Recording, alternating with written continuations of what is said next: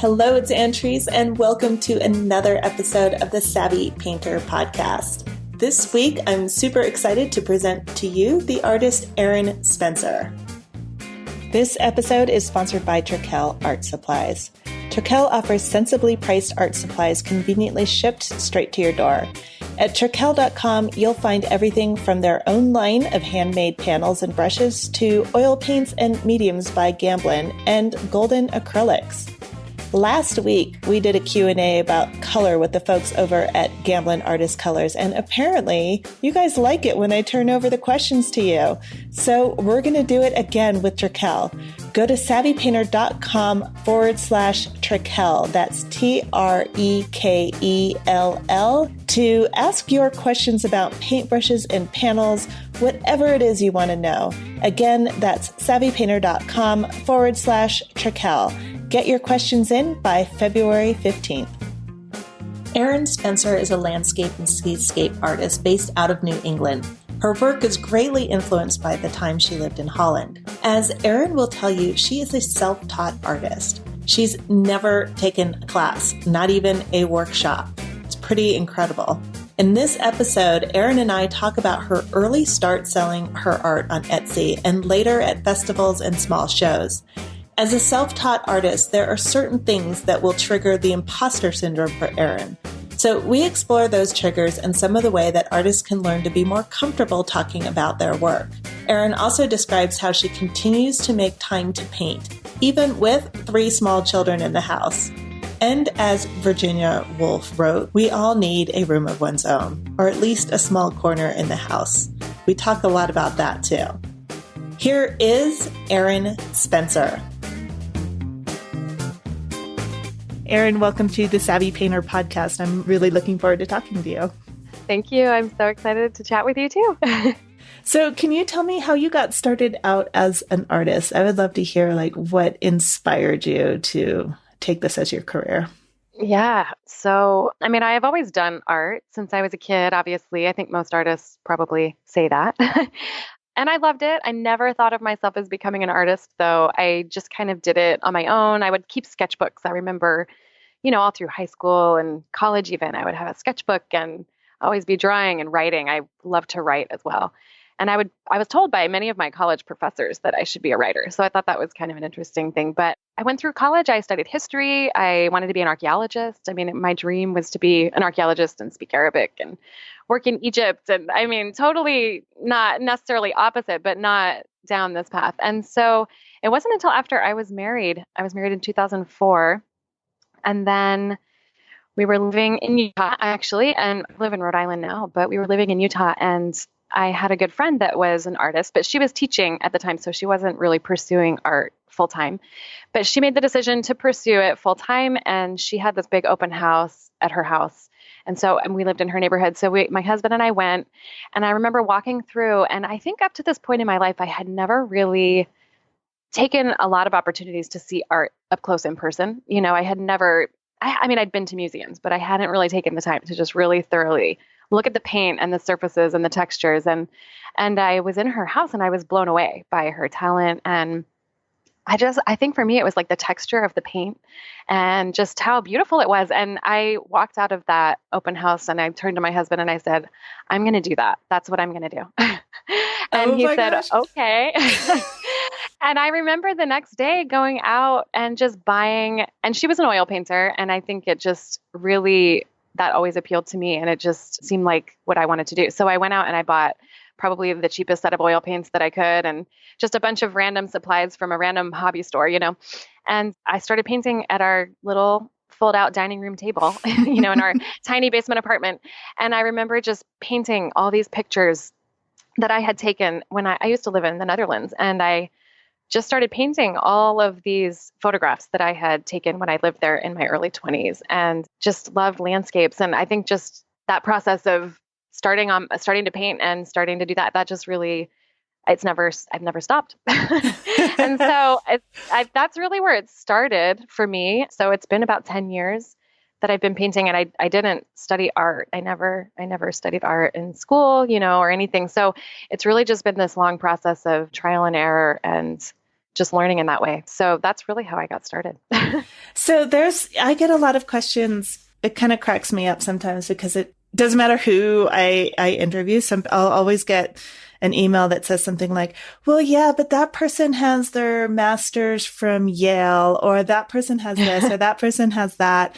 And I'm a self-taught artist. And so that's one of the questions I wanted to ask you was, number one, so that was a huge leap that you took to just decide, I'm going to do this. Yeah. Do you remember what that felt like or what you were thinking when you made that decision? Yeah, no, I mean, I'm sure I didn't have like a grand vision of what the future would hold for me or anything, but I just knew it's what I wanted to do. I loved it. I mean, I'm a pretty, I don't know if I would say I'm an introvert, but I do thrive on my own personal time. It's like that's what fuels me. I mean, all through college, like an avid hiker and a camper, and I would go by myself. I would just go out into the mountains and into the woods and hike for hours. And I would always bring my sketchbook. It's kind of interesting that was always there with me, but I was always writing and drawing. So I think art just kind of, it fit naturally, I guess, for me and with my personality and just my interests. And I just was so drawn to it. I mean, that moment, I remember the moment being super excited and just coming home and not wanting to wait till the next day to get painting materials, because I was just thinking, why haven't I ever done this before? Like, why didn't I think that, I mean, it's just so interesting to look back on it now, because it was a feeling of complete elation. I was so excited. And I've had many moments of that since then. Yeah. I mean, it was really pivotal because I've never gone back I've never done anything else really. I mean, I had odd jobs here and there, but then we had a family pretty early on too. Our oldest was born in 2008. Oh, okay. So, I mean, he was born, around the time that all of this was happening in some ways. So our children are all adopted. So I wasn't like pregnant and thinking about art at the same time. I had started doing all this painting and stuff, and then he came along. But yeah. So I don't know. It was just an exciting time. Wow. So did you start taking classes? What did you do? Did you just start going out and painting, or how did you approach the whole thing? Okay. So maybe this is crazy, but I have never taken an art class. I've never done one. I've never studied with anyone. Not a workshop, nothing? Never done a workshop. I'm trying to think if that's completely true. I think it is. I mean, I've painted with other artists and things like that, but I've never gone and specifically paid for, another artist to teach me, or, I mean, I've had dreams of doing that and I've wanted to do that, but it's never happened. And I mean, I think just it's time, I mean, as a mom of 3 kids, it's hard to have the time away to go to a lot of these workshops where, it's multiple days and it's far away or whatever. But yeah, no, I never have. It's been, like I said, a lot of trial and error and looking at art. I do love to look at art. I love to go to museums. I drag my family there whenever I get a chance. And I love to connect with other artists. And I read a lot. I mean, I've read a lot of books. I think it's just kind of how I do a lot of things, I think, though. I mean, it's just as an example, I wanted to learn how to knit because I wanted to make my little boys sweaters when they were younger. And I thought, okay, I can totally do that. And so I had this lady just teach me the basic stitches. And then I just checked out a bunch of books from the library. And I'm like, okay, I'll just learn how to do the rest of it now. And it's like when you hear this often, somebody says they go to like a festival or a craft show or something, and people will walk by the booth and say, like snidely, like, oh, I could do that. I could do that at home. And obviously, maybe they could, maybe they could do it or learn to do it, or maybe they already know how to do it. But it's kind of the question of, but will you do it? Would you rather just buy the thing, or do you really want to go home and like have this long learning curve and take all that time? But I think for me, that's just kind of how I am. I'm like, I'm going to just figure it out. If I really want to do something bad enough, I just kind of try to figure it out and learn. So yeah, I mean, I've definitely have had obsessions with artists and their work, and I'll peruse their websites, or, I'll try to do whatever I can to see their work in person. And then I kind of have obsessions like that, I guess. Who are some of the artists that you've had obsessions with? So, I mean, just different people. So there's one that comes to mind. His name is Paul Fernie. I don't know if you've ever heard of him, but he's young too. I think he's even younger than me, but he studied art, and I don't even remember how I came upon his work. I think I just stumbled on it online once, and I just was really drawn to his landscapes. I loved everything that he was doing. And I think now he does a lot of beach scenes, and he does also like portraiture and figurative stuff. But I don't know. I just remember for years going back to his website for probably a period of like 2 or 3 years. I would kind of remember his stuff and I would think, oh, I want to go look at that again. So I would just, I don't know. I think there's just some artists that I'm drawn to, maybe just their use of color or their compositions, or for whatever reason that draws me to them. And then I learn from what they're doing. I learn by looking closely. Do you make copies of that? Or are you just observing it? Yeah, I think just observing. I've never done a copy. I think that's a great practice to do, though. I mean, I know a lot of people that do that, master copies and things, but I think I'm always a little bit wary of doing that just because I'm like, oh, I don't want to copy their stuff. But I know it's fine to be practicing and doing that. But I think for me, it's just learning and looking up close at brush strokes, or maybe how they solved a problem with shapes, or, just different things like that. I'm just really fascinated by all of those things in art. So when I find an artist that I love their work, I kind of stare at it a lot and look at it a lot, or try to find out if they've ever written anything, or even if they do workshops. And like I said, I'll sit there and dream about going to one of their workshops maybe. But yeah, that's kind of been my education ultimately. So for good or bad. Neither one. I don't think there's either. It's just how we guide ourselves through this whole process. What were some of the most difficult things for you to pick up? Oh, I mean, so many things. I mean, I look back at a lot of my early stuff now and I cringe. I completely cringe, because I think a lot of people, they have kind of this, well, especially someone who goes to art school or they study through some sort of schooling, they take their time to learn what they want to learn, and then they present their work to the world.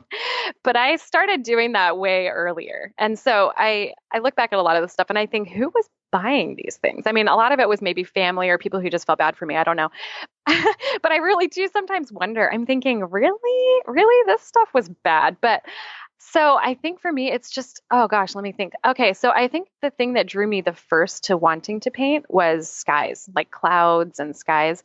And they're still a challenge for me, but that they're one of my first loves in painting, is to paint the sky and to paint the clouds. And so that was one that took me a long time to figure out, with shapes and edges. Maybe I would say edges is probably the thing that has taken me the longest, and is still the thing I probably fuss with the most in my work, or try to figure out the most, that kind of thing. So I think maybe initially too, the focus, trying to figure out my palette, having not gone to school and learning color theory and all of those things, I think it took me a long time to kind of get to the point where I felt good about my palette, and the colors that were ending up on my canvases. And because, you squeeze something out of a tube and it's like you could put it on there just that way. And I look back at a lot of my other work and it was a lot more saturated color and things like that.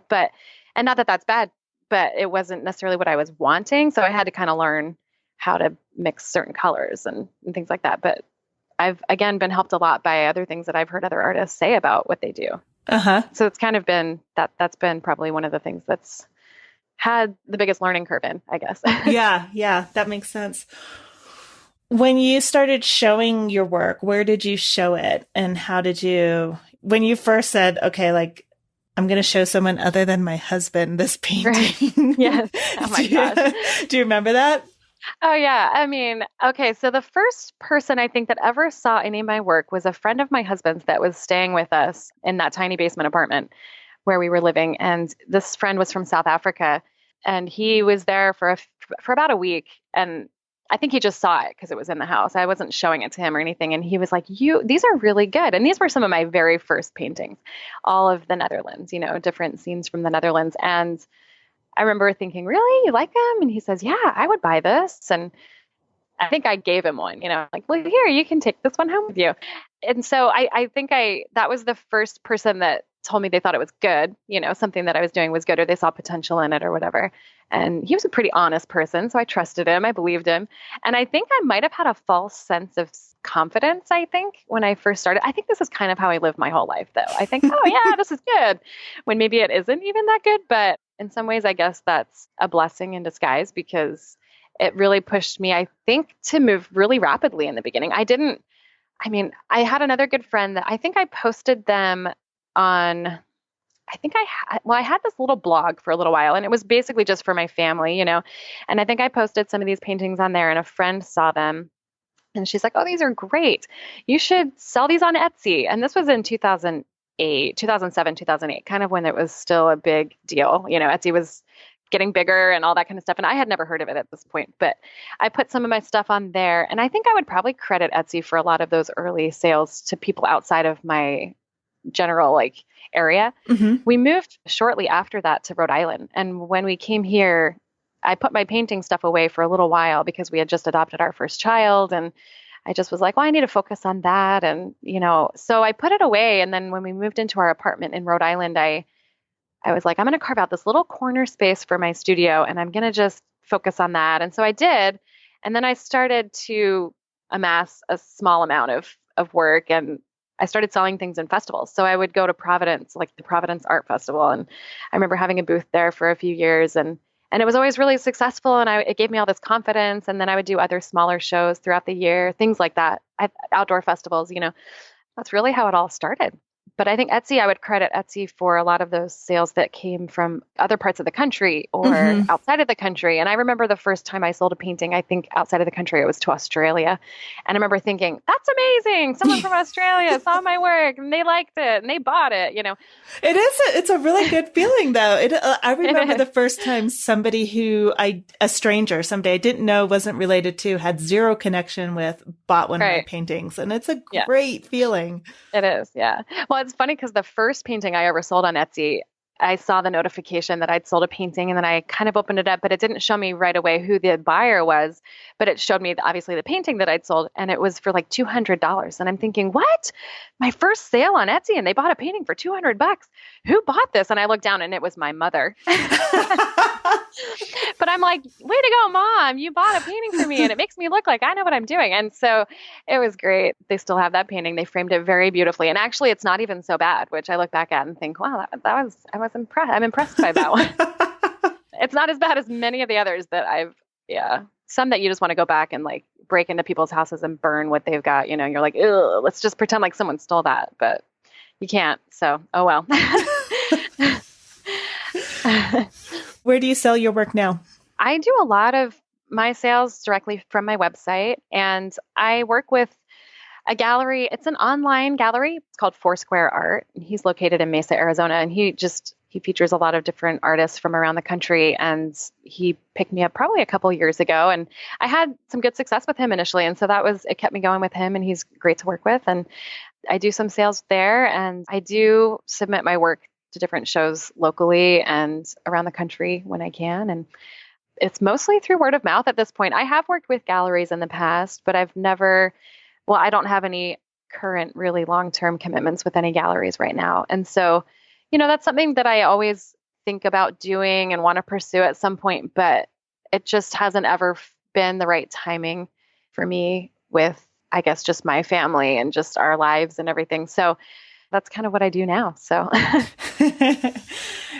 I love that we live in this time where we get to decide how and when and what we do with our artwork. There's so many options. So I'm curious in your, from your path, the path that you took, what have been sort of I want to say kind of the pros and cons of doing it on your own, or, because it can be a really touchy subject with some people. Yeah. Yeah. I have my own opinion on it, but I'm going to stay silent on that. Okay. Because I want you can tell me what you think. It's okay.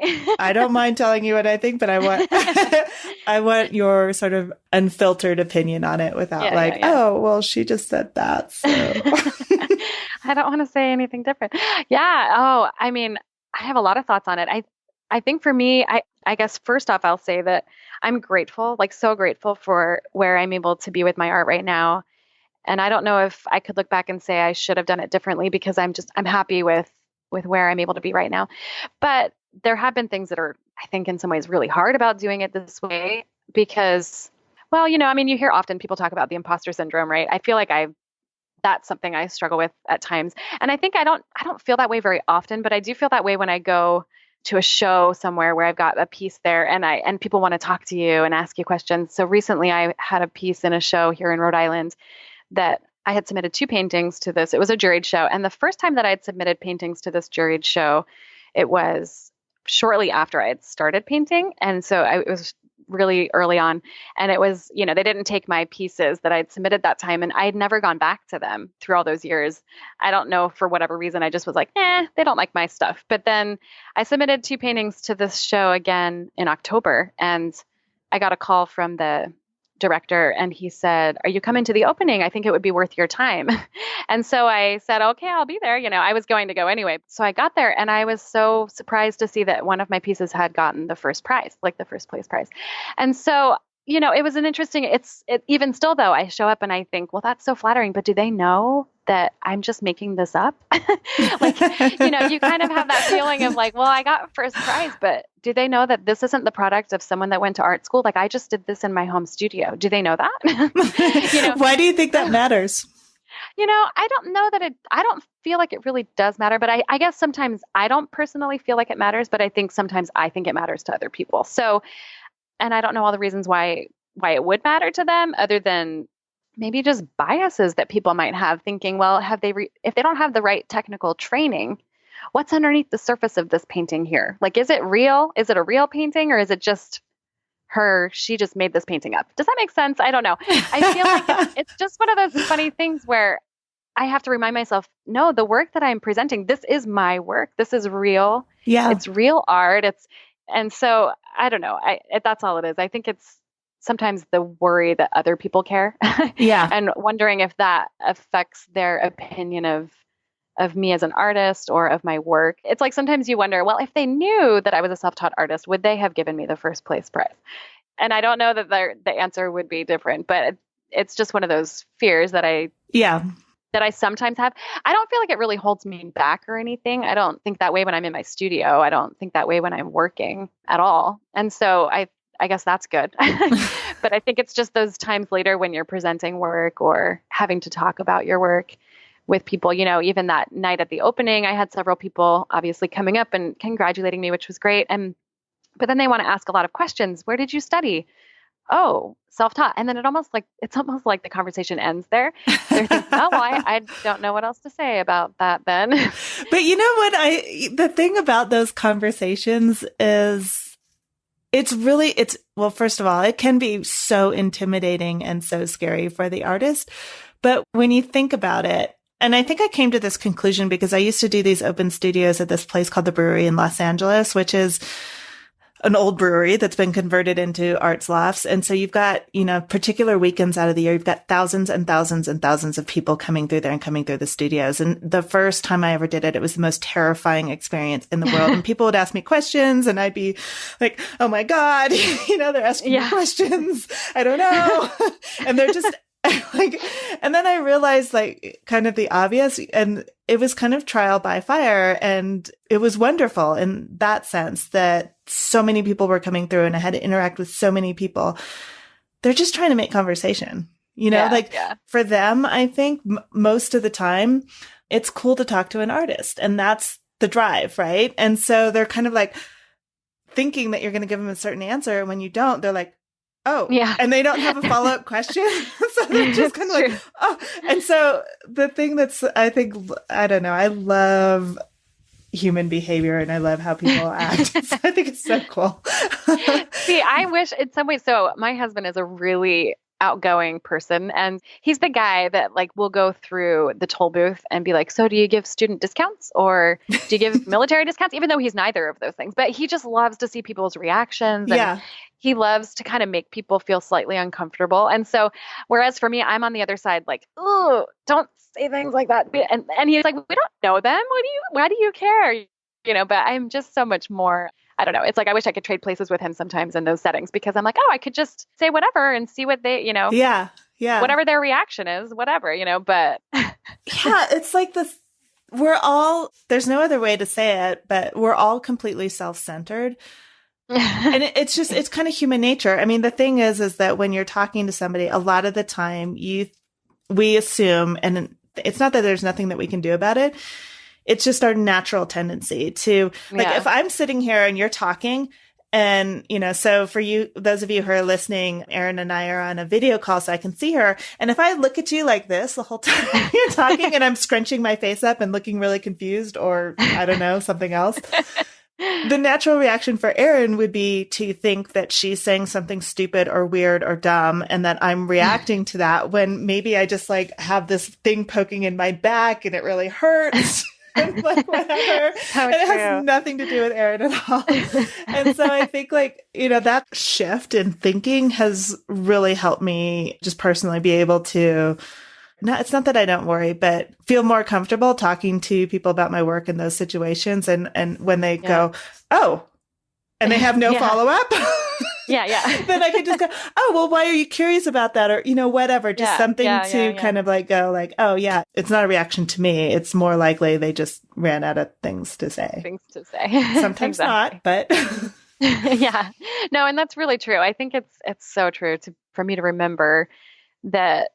And this is just something I've thought a lot about, that with my art in particular, that it doesn't really matter how you get where you are, as long as you get there, as long as you're happy with where you are. And I think that's really true for just about anything in life, really. I mean, if you know where you want to go, you can carve out a path to get there.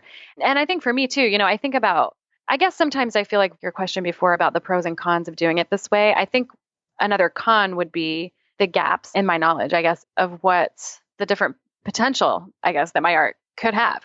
And so sometimes I do look at my work and I think, I wish that I could go to school for some of these things, and I guess that one example would be, I think one of the things that I'm drawn to most in art is the figure in the landscape. But I'm not a figurative artist. I do figurative work sometimes, but it's mostly of my kids and it's stuff that I put in my house. It's not something that I sell or promote at all for my own work, but it's just something I do for fun. And I love it. And I don't know that I have like a particular talent in it, but I feel like it's something I could learn more about and explore more, I guess. So that's something I've thought about before, but I think I'm very intimidated by that scene. I guess just the world of workshops and going and drawing with a bunch of other people and painting with a bunch of other people, if it's something that I am not really confident in doing. And so I think that's something that a fear that I guess I would have to overcome to do that. So I have a bunch of artist friends that we talk almost every day. We actually use an app on our phones to chat constantly. It's like video calling. I don't know if you've heard of Marco Polo, but we use it all the time. And so, and some of them, and they're all great artists, but one of them just the other day was at a drawing workshop with just, and she was showing us what she was doing and all these different artists around, and they're all drawing and sketching these models. And I'm thinking, I would love it, but I'd be so intimidated by it. And so it's just something that I know that those are things that I would love to pursue. And, hopefully one day I will be able to do that and, just take time to do that. So those are goals. Those are thoughts of mine that I would love to pursue those things in my art. And maybe that would change a lot about what I do, what kind of art I produce, but that's good too. So those are skills like anything else. I think that you can learn how to do anything, and it's going to sound weird, but learning to go to workshops or learning to be comfortable painting with other artists around you who might be looking at your work. Yeah, exactly. And critiquing it. And yes. Yeah. No. My experience with workshops and classes is that, again, most people are more concerned with what they're doing. And if they have anything to say about your work, it's usually positive or helpful. It's not, fortunately, thank God, it's not like being on Facebook where you have people go, oh my God, what? It's real life. Yeah, that's very true.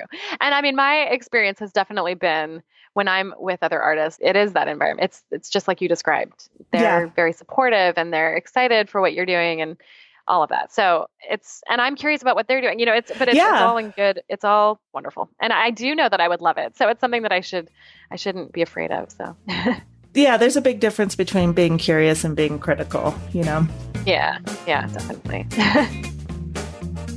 This episode is sponsored by Trakell Art Supplies. Trakell offers sensibly priced art supplies conveniently shipped to your door. At Trakell.com, you'll find everything from their own line of handmade panels and brushes to oil paints and mediums by Gamblin and golden acrylics.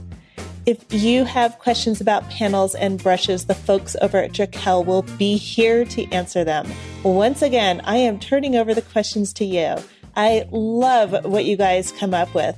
So if there's anything that you want to know about how to care for your brushes, what aluminum panels are for, which brushes get the best results for your style of painting, whatever it is that you're curious about, Trekell is happy to answer. So go to savvypainter.com/Trekell. Again, that's TREKELL, and ask your questions about paintbrushes and panels. Anything you want to know. Again, that's savvypainter.com/Trekell.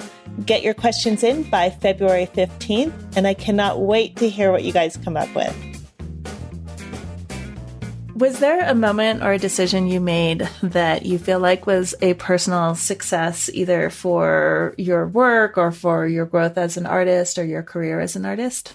Yeah, I mean, I think it's a cumulative effect, really, of a lot of little things. I don't know that there's any one major pivotal moment that changed it all, but I think maybe just the fact that I was in some ways so naive in the beginning about how it was all going to work and what was going to actually happen with my art, that I just kind of let it go. I just ran with it. I didn't hold back. I didn't question what I was doing too much. I mean, I don't know. I just ran straight ahead, and I have loved every minute of it, And so, well, there was this one moment that I remember. It was when my son was maybe like 2, my oldest son. And I was staying at home with him and with my husband. My husband was actually in law school at the time. And I remember driving home from somewhere with my son one day in the middle of the day and just seeing these clouds rolling by, and being so excited. My hands started like twitching. I wanted to paint them so bad. And so I remember rushing into my house and dropping him on the floor basically, and just running over to my easel and just painting out my impression, what I had remembered. And I remember stepping back from that painting, and I remember it kind of coming really quickly for me, and it was just so exciting. And that experience of just being really present in what I was doing at that moment and doing something that I loved. And it was so exciting. It was such an exciting moment. And I feel like, I don't know that would be a pivotal moment for everything else that came after, but it was just one of those experiences, I guess, steps along the way towards just became more solidified inside of me, that it was something that I needed to do, and that I couldn't let things get in the way of that. My family has always been a huge priority for me. And so my art hasn't always been the number one thing, but at the same time, it's always a priority. It's always one of my priorities, it's always there. And early on, I realized that I needed to always have a studio space set aside, because I have had artist friends in the past that they have a little space that they'll work from, but they'll put everything away every day. They have to put everything away because they don't want to take up space in their family's home. And I think for me, I just basically look at my husband and I'm like, you know what, this is what I need. And I need a whole space that's just for my art. I can't have to be putting it away all the time. I need to always have access and just go when I can. And when I have a few minutes. And the best advice I think I ever got was from another artist. And she just said, just paint every day. Mm-hmm. Just paint. Even if it's just for 5 minutes, just paint something or do art every day. Yes. And I haven't always done that, but I've always had that thought in the back of my mind though. And really there's not very many days that go by that I don't do something, do some kind of art. And I think that moment of rushing into my house and just having to paint what I saw was, it was a revelation to me, I guess, that it was in some ways a calling for me to do this and to pursue it and to not give up. I'm a pretty tenacious person. I don't give up very easily. So I think that's been a benefit too, because you have to be that way, I think, as an artist. Oh, yeah. Or slightly crazy or all of the above. Yeah. Mm-hmm. Oh, yeah. Just to find a way to make it happen, because I think for some people they're thinking, oh, I need to find the time to do it. And I think for me, my reaction to that is always, I don't actually have the time. I have to make the time. I have to make it. And so, I remember my dad doing an interview years ago where somebody asked him, if you could change anything in your life, what would it be? And he said, I would just want more hours in the day. And sometimes I have that thought because I'm a night person, but then I still have to get up early with 3 kids at the house and getting them ready for school and everything. And so, yeah, it's tough. There's times where it's coming on at, midnight, and I'm thinking, if I could just stretch out the hours of the night, yes, I could get so much done right now. But that's just not reality. So you have to kind of make the time. And for me, that means that some other things suffer, at times. And Yeah. I have to make those decisions on a case by case basis. But there are many times I think my kids are just so used to it. They're just so used to me and what I do that Mm-hmm. they're like, well, mom's in her studio for a little while, or even if it's just to run in and do something for, a few minutes. That's an important point, that the time's never just going to drop into your lap. You're not, it doesn't matter what stage of your life you're in. It's just never going to happen. So if you don't control your time, if you don't make the time, like you say, then you're never going to get the time. Nobody's going to hand it to you on a silver platter. Everybody will. I think I'm going to roll with this, people being really self-centered, but I don't mean it. It sounds like I think everybody's just a bunch of jerks, which is not true. But I think, it's just we're all thinking about what we need and what we need to get done, and we all have our own agendas. And so it's kind of like, oh, well, if that person isn't doing anything, then I'm going to enroll them in what I need done, or, right. or true. With your kids, I'm sure like, if they could if they could, they would have you playing whatever their favorite game is. Yes. 24 hours a day. Yeah. Exactly. Yeah. Which for my daughter right now is making me be the baby and she's the mom. So she's only 2. And so this is the game that we play all day. So yeah, she's still home with me all day even. So my time to paint is her nap time really. But she'll put up with me painting more than that at times. But I have a setup. So I have my studio in our house. So it's just in its own room. It's like basically the office space that's on the first floor. So I paint there with everything set up all the time. But I'll bring out my plein air setup into my living room sometimes, and it ends up in the living room for days on end. And my husband is thinking, why are we walking around this constantly? And I'm thinking, well, I'll move it. I'll move it eventually. Don't worry. But, I kind of get into that a little bit sometimes too, where that way I can still be with my kids a little bit, but I can be painting and working on something. And yeah, so that's kind of some of my strategies, I guess, that I just have to make that time and I have to make it happen, because for me, I have so many things in my head that I want to get out. I do a lot of sketchbook stuff still, but it's, I need to get it out. And so I just every day. Yeah. And all that consistency adds up, and it may not seem like it at the time, but it really matters, and it makes a huge, huge difference. I'm so curious, while you've got your plein air set up in your living room, how do your kids react to this? I would just imagine anytime I have been around small children and I'm painting, the first thing they do is want to stick their hands in the paint. I know. So it's fortunately my 2 older boys, they're pretty disinterested at this stage. So my oldest is 9, and then my second is 6. And then, so Ruth, the youngest, she's the one that's the most curious about what's going on. And the thing that's the worst for her, she's not actually tall enough to reach, I think just because where it's at, it's a little above, she could probably get her hands into the paint, but she'll always reach for the paint brushes. So she grabs those. And sometimes if I'm not paying attention, she's painting around the house, so she's taking these brushes. And I'm always so grateful that most of the time they don't have paint on them, or that it's been rinsed out enough in the turpentine or something, or the whatever. So that's a little bit exciting, when I'm chasing her down with paintbrushes, but but for the most part, they're pretty good about it. I mean, they just kind of play around me and keep out of the way. Whenever I have friends that come over though, who have other, their children, they're very curious because it's new and what is this, Yeah. So then I have to remember, I should probably put this away before I invite people to come over. But, but yeah, no, it's kind of just a normal part of our lives, I guess, around here. And I love it. Yeah, it's part of the furniture in a way. I love it.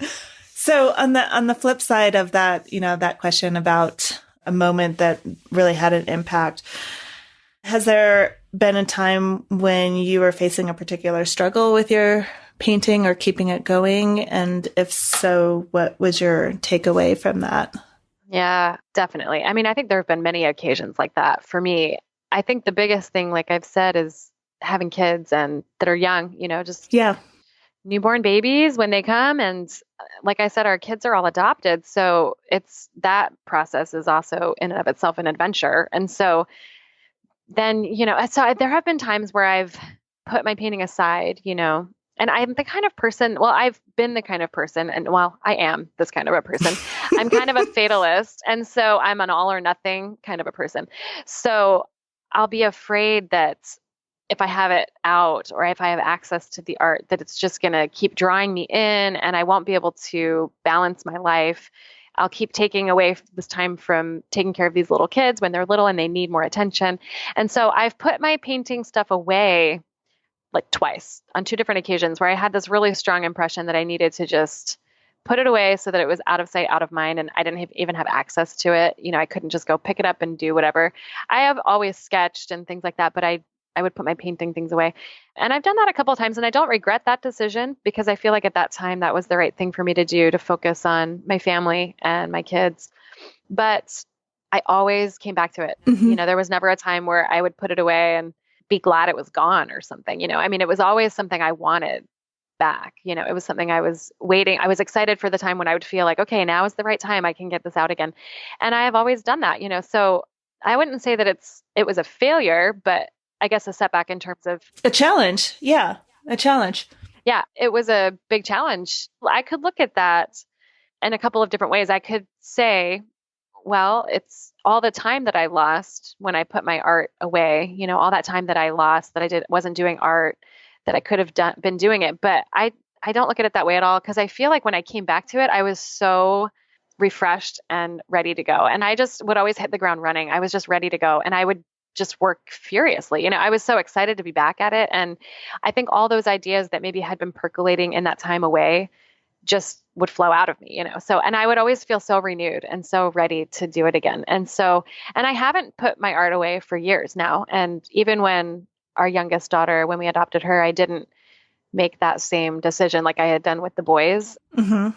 I just kept going. And I think because at that stage too, there was more momentum in my selling and my, in what I was doing. And so I felt a stronger, I guess, commitment to the career side of my art Mm-hmm. at that stage than I did previously. And so I didn't ever set it aside then. And it was a good thing then, even though she was a little baby and I was maybe not painting as much, but I still always had it out and I was always working. And so I'm grateful. Yeah, that's I think misconception that a lot of people have is that we should be painting every day, all the time, like constantly in order to be a quote unquote real artist. But right. What my experience has been and from all the artists that I've interviewed and everybody that I talk to is there's kind of like this ebb and flow that happens with it. And I think that's completely healthy. I think if that weren't the case, it would be kind of sad and weird because you'd be really missing out on your life. Yeah. I don't know. I'm just personally, I have a very strong feeling that we are artists. This is obviously an enormous part of our life, but we have other pieces of our life that complete the puzzle. And if we don't have those other pieces, then we suffer, our art suffer, everything suffers. And so when people talk about, I hear this most often from women who say, yeah, well, when I had my kids, I had to stop painting for X amount of time. And I feel like I lost something. And when you really ask them about it, they kind of realize that, no, I didn't lose anything. I gained this amazing experience with my kids and all of that is feeding back into my artwork. And so it's just this perception that we have. And I think women are the most prone to it, to feeling that guilt or sense of loss, or I don't know, like what we expect of ourselves. Yeah. Yeah. I think you're right. It's so true. Cause I think the expectations are, well, socially they're one thing, and then also maybe just the way you were raised is another. And, I had grown up, like I said, I wanted to be an archaeologist, but then I kind of shifted at the end of my college career and decided to just go with history. But I never really had like a clear idea of what I wanted to do with any of these things. I thought for a while I would teach, but then I did student teaching and I really did not love it. And so that didn't happen. But I just kind of always had this idea that I would just fall into something. I don't know. Well, I shouldn't say that. I just never really was career minded. I just didn't think, I didn't have anything specific that I wanted to be doing, And so as an example, I graduated from college and I had just gotten married about 2 or 3 months before I graduated from college. And then the first job that I went out to get had nothing to, I didn't even need a bachelor's degree to go to get this job. Where we moved, there was a greenhouse, like a nursery. And I just walked in and I said, I've always wanted to work with plants and I've always wanted to learn all about them. Can I get a job here? I got a job. I was working with it was just a really funny thing to do. People were like, what? You just graduated from college and you're working minimum wage at a nursery? Like, what is the point of this? Watering plants. But I loved it. I mean, I worked there for almost 2 years. I loved it so much. And so I have so many interests and so many things that I wanted to do. But I think early on, I did kind of figure out that it was the creative side of me that I had not been feeding, And so once I kind of tapped into all of that, I don't even know how else to describe it. Like, even working at the greenhouse, I think has something to do with it, that I wanted to be able to like watch things grow or make things or just see things be created with my own hands. And so every little thing that just has come into my life that I've kind of really pursued has been something like could do as being my own creation, my own. Everything sort of feeds into each other and feeds into your art. Does that sound about right? Yeah, definitely. I think working with your hands seems to be the thread that runs through a lot of this.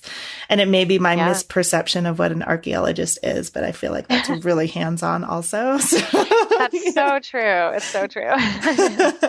I love it. So can you talk about what are you working on right now? Yeah, I mean, all kinds of stuff. So, I mean, at the Christmas season right now, I've actually done a ton. I was approached by a gallery to put some pieces into a nativity Christmas show that they were doing. And I'm a landscape artist. So I was kind of thinking, well, I don't really do figurative, so I don't know if I'm going to have the right material here. But then I just was brainstorming, what can I do?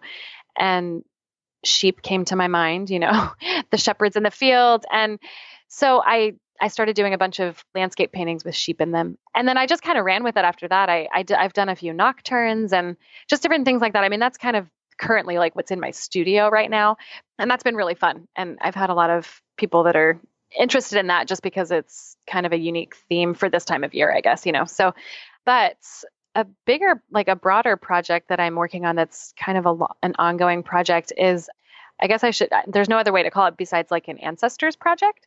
So about a year ago, I applied for a fellowship that I didn't get, but I applied for a fellowship to go to Europe. Basically, the fellowship would allow you to go to Europe for however long the money would last, and then you could do whatever kind of project you wanted to do there. So the thing that I thought of was to go to England, which is where a lot of my ancestors came from, and maybe even have my dad come with me because he does a lot of family history work and he's learned a ton about, our family that came over to America from England and just kind of the specific location where they were all from. And I just thought, how neat would it be to go out there and my dad's a musician and he's a pianist and he's written even a couple of musicals about some of these stories. And so they're really a big part of our family's story, I guess. And so I thought this would be a neat thing to go and collaborate with my dad, and he could write some things about these different ancestors. We could put a book together, I could do some paintings of these landscapes and we could talk about, the land that made them who they are, that kind of runs through us now as well, And I didn't get the fellowship, but at the time that I was still waiting to hear back about the fellowship, this other artist contacted me that I had only known through social media. She sent me a text and said, I know we don't really know each other that well, but I feel really inspired to ask if you want to come to England with me to paint. And I remember thinking, oh my goodness, I just applied for this fellowship to do that. And now she's asking me. And I just felt this overwhelming feeling that I needed to go, So I remember sending her a message back before even talking to my husband. And I said, holy cow, I just got zinged here. Like, I need to come, I need to make this work. And so I remember talking to my husband and we decided, yeah, this is what I should do. I need to go and kind of start on this idea that I have, and where we ended up going, there were 7 of us in the end that all went together. And this is this group of artists that I've stayed close with over the last year. So where we ended up staying was this tiny little village in England. And I discovered shortly before we went out there, as well as one of the other artists that was there, we both discovered that we had ancestors from this tiny village. And we met people in this tiny village that had the same last name as our ancestors did. So it was just such a unique experience to go and to meet long distant cousins or something, right. And then to paint there and to just kind of have this whole week to just paint. I didn't even know if I would have the stamina because I'm thinking, wait, I'm going to love this, right? But I've never done anything like this. I've never painted this, intensively. But it was a wonderful experience and it was really inspiring. And we through the experience that we all had in our pub chats, that we had every night, we ended up coming up with this idea to do this project to compile different stories of our ancestors and kind of make an art book, I guess, so to speak, of different sketches and ideas, and then ultimately bring it to fruition with larger finished pieces for each of us. And maybe someday exhibit this, that would be a wonderful dream come true, I think, for all of us. And we just kind of have chosen different ancestors and just kind of to tell the story of how the thread of our ancestors runs through each of us, but also we're so connected to each other through these stories. And we were just really drawn to that because we found this person that we were both distantly related to. And it was just so strange and surreal. But we thought, this is telling us something, this is kind of a neat theme to explore, I guess. And I feel like even though I'm a landscape artist, it feels right to me because I often wonder, why am I just so drawn to painting the landscape? And I wonder if it's because for me, so much of what I paint it's places where I live or where I have lived or where I've just grown to love the place. Mm. So, and I feel like so much of that is kind of not necessarily because of my ancestors, but just that there's a thread that runs through, I guess the idea to me was so interesting when we stayed in this tiny village and I would go to bed at night and I would think, I wonder where my ancestors, where did they live? What were their lives like? And then I thought, this is the land that they would walk on. This is like everybody there kept sheep.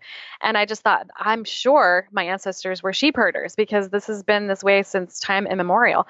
And so it was just a neat experience to think about that. And then to realize that everywhere that I walk, well, I'll tell another quick story. When we moved here to Rhode Island, we adopted our second son, Benjamin, and his middle name is my maiden name, which is Waite. And so when we first moved here, my dad sent me some information about ancestors that he had found that had lived really close to the town that we live in here in Rhode Island. And he said, yeah, they came over in the 1600s. And he sent me all of this paperwork. And one of them was named Benjamin Waite. And I just thought it was so strange that we had named our son Benjamin Waite Spencer. And I didn't grow up here, so I grew up in Maryland, but then moved out west and then came back here and just randomly full circle, Yeah. There was a Benjamin Waite that lived here in the 1600s that I never even knew about. And then we end up here and now there's another Benjamin Waite living in the same town practically. I don't know. It's just an interesting concept to me, I guess. And that the land in many ways doesn't change, so I don't know. I think that's a part of what I love about the landscape. I mean, there's so many things about landscapes that I love to paint just for the sake of composition and shapes and colors. But beyond that, I think a deeper love that I have is when I can incorporate all of those things in a piece that is meaningful because of the place, the place that meant something to me or means something to me or someone that I know. So that's, it kind of drives me a little bit. And that's the project that I'm currently kind of engaged in a little bit with these other artists that we're working together. So it's a really unique thing. It's fun to see all of their ideas coming out and all of that. So very cool. Yeah. Well, Erin, thank you so much for sharing all of your stories with us. I loved it. Thank you so much. It's been so fun. I mean, it was awesome. Thank you so much, Erin, for sharing your story. If you want to see samples of Erin's work, go to savvypainter.com and click on the podcast tab. You'll find show notes there, examples of Erin's work, and links to connect with her. And once again, just a quick reminder, if you have any questions at all for Trekell Artist Supplies about panels, about brushes, whatever it is you'd like to know, just go to savvypainter.com/Trekell. That's TREKELL. 1K, 2 L's. One more thing I want to let you know. This year, you can expect a lot more workshops from Savvy Painter. If you are an artist who struggles with getting painting time in or feels like you're always busy but never really moving forward with your art, then my workshops just might interest you. Past workshops include Mindset Mastery, a 5-week online workshop to help you get past the roadblocks that keep you from painting. In it, we tackle the inner critic, fears of artists, and setting yourself up for a successful creative day. The workshop, How to Develop a Relationship with the Right Gallery, helped several artists find the right gallery and show their work. So if this is something that interests you, you can go to savvypainter.com/workshop and get on the email list.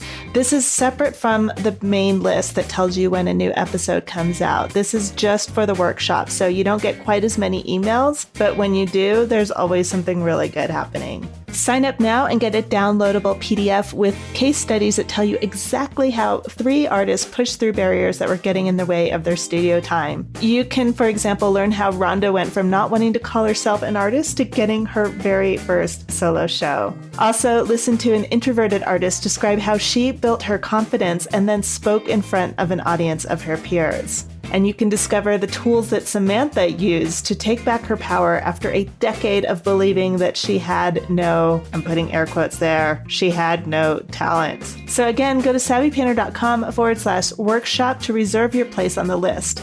When you sign up, you get that downloadable case studies that I mentioned, but more importantly, you get exclusive invites to upcoming workshops.